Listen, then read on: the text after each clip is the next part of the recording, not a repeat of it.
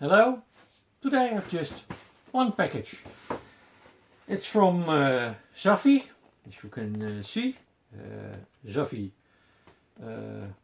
part of THG group, I think, whatever. I'm gonna open it, I'm gonna look what's inside, what Funko is it this time, and what is the quality, always important. I'm using the little pointy Stanley.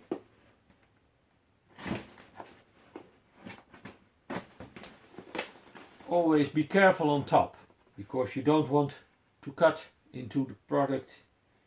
So I always lift it a bit and then not too deep. There it is. Okay, there is enough damage control by airbags, and inside we have Shank.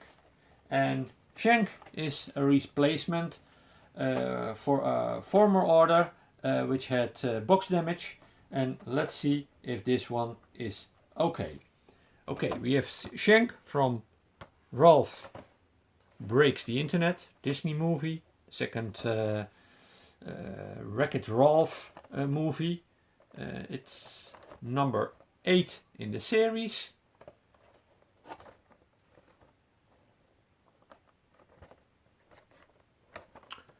On the back you see what the complete series look like.